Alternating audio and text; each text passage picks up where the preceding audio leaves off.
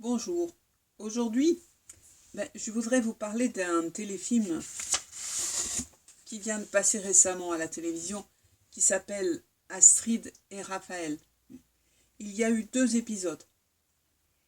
Ce téléfilm policier, d'ailleurs très charmant, attire sûrement beaucoup de vues et de téléspectateurs. Sauf que le but réel de ce téléfilm, c'est se moquer du catholicisme. Qu'est-ce qu'on voit dans ce téléfilm? Dans ce premier passage, bien, il se moque de l'abbé Souffrant. À vous de vous renseigner sur ce qu'a dit l'abbé Souffrant. Bref, il se moque d'une manière grave et honteuse de l'Église catholique. Et il se moque de tout ce qui est révélation et livres écrits par un bon prêtre, etc. Donc l'Église est traitée dans ce téléfilm comme une organisation secrète où on voit des catholiques royalistes cachés dans une église sombre avec une capuche genre Ku Klux Klan sur la tête, et ces catholiques ont l'air de débiles mentaux ou de fous sortis d'un asile psychiatrique. Voilà à quoi sont réduits les catholiques dans ce téléfilm, sans aucun droit de réponse, parce que les commentaires sont désactivés sur ce téléfilm sur YouTube. Donc, à moins de téléphoner à la chaîne ou d'écrire des mails, on ne pourra pas dire qu'on n'est pas d'accord.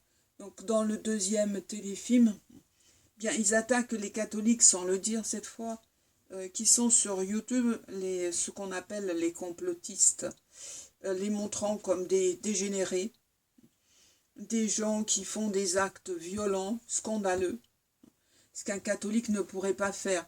C'est pas possible, parce que ça serait contredire notre foi, et ça serait être contre-productif. C'est-à-dire, le Christ lui-même ne nous reconnaîtrait pas. Donc on ne peut pas être agressif ou tuer qui que ce soit simplement parce qu'il n'est pas catholique. C'est pas possible. Voilà.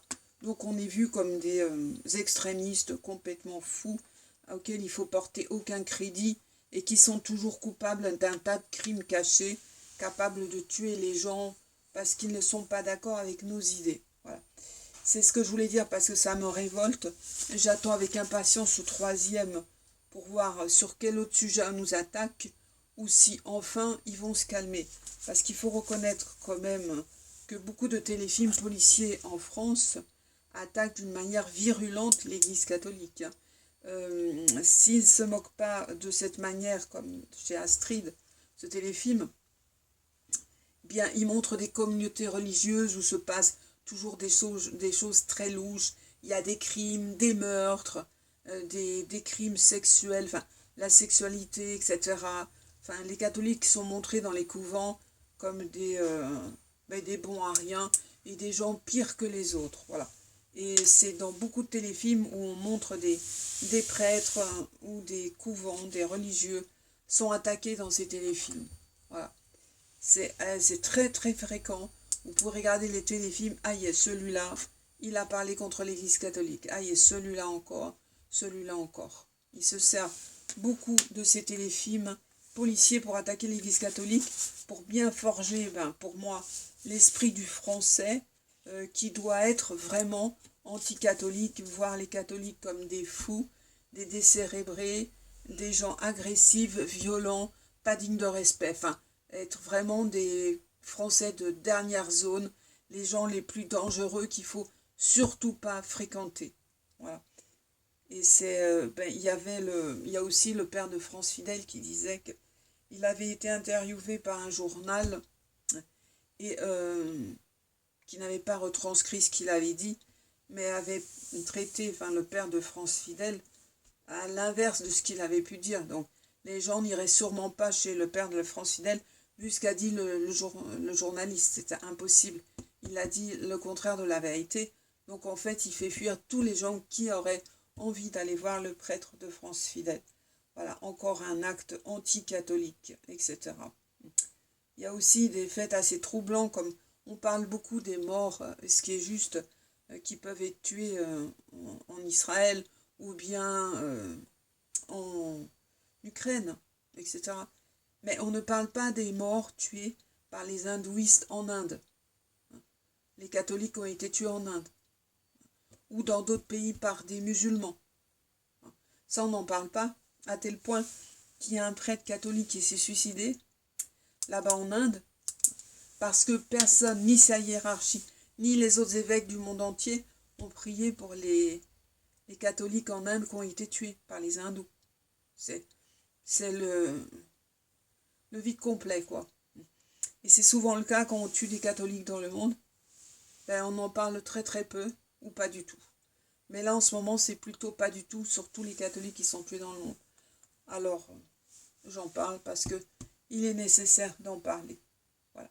Et qu'est-ce qu'on peut déplorer encore aujourd'hui de la part de Bergoglio, qui pour moi, évidemment, n'est pas un pape parce qu'on voit qu'il est faillible. Quand on regarde ce qui a été dit dans Vatican I, un pape obligatoirement doit être infaillible en ce qui concerne la foi et les mœurs, et c'est en tout temps, à n'importe quel moment, toute sa vie. C'est pas seulement une fois par siècle ou une fois pendant sa vie. C'est à tout moment. On voit très bien que Bergoglio est faillible, donc c'est un homme, c'est pas un pape. Il n'a pas reçu la grâce de la part de Dieu, de cette infaillibilité qui est donnée au pape et qui en fait le garantit l'Église catholique de dire la vérité, contrairement à toutes les autres religions. Pourquoi ? Parce que le pape est infaillible, ce qui nous fait de notre religion toute la différence par rapport aux autres, et qu'elle est la seule vraie. Bien souvent, les dieux des autres religions sont des démons. Bien souvent, ce sont des démons. Ce sont des fausses religions qui ont été créées par le démon pour nous éloigner de la vraie religion, faire une sorte de catholicisme allégé, comme le protestantisme ou d'autres religions de ce type. Voilà. Mais Bergoglio, qu'est-ce qu'il a fait ? Il vient de renvoyer Monseigneur Strickland aux États-Unis, ce qui est une honte totale, parce qu'en fait, ce qu'on apprend, c'est que depuis Jean XXIII, cela n'est pas nouveau, ce fait. C'est-à-dire tout prêtre, tout évêque, cardinal, qui ne suit pas la ligne directrice du pape, soi-disant pape, c'est-à-dire anti-pape, se faire évoquer ou mettre à la porte, ou mettre au placard, ou à un petit poste sans envergure. Mais il faut savoir aussi que c'est valable aussi pour les laïcs. Les laïcs qui arrivent à dire la vérité pendant des réunions. Ils se font si mal voir et mettent en... Leur nom est connu dans les évêchés, dans tous les évêchés de France. Voilà. Leur nom est marqué et leur photo imprimée. Il n'y a aucun doute là-dessus. Et les gens, les catholiques, laïcs, qui parlent trop, sont connus par les évêchés, comme des gens à qui il faut faire attention. On peut renvoyer un évêque, un prêtre, etc., mais pas un laïc. Donc il suffit de le mettre de côté, de lui faire peur, de le persécuter, puis ainsi, on n'en parle plus. Voilà.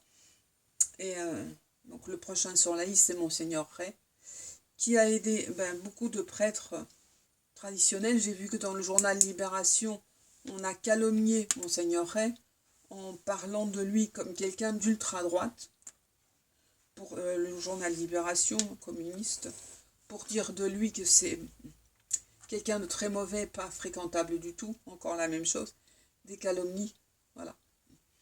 Et disant qu'il avait accepté des gens peu recommandables dans son église, évidemment qui ont commis des actes sexuels répréhensibles, alors que c'est tout à fait faux, puisque lui, il serait le premier à les renvoyer. Voilà. Sur ce, je vous laisse à vos réflexions, à la liberté de vos réflexions, de réfléchir même si vous n'êtes pas d'accord avec moi, de bien réfléchir sur ce sujet et de lire les encycliques avant Vatican II. Merci, bon courage et bonne semaine.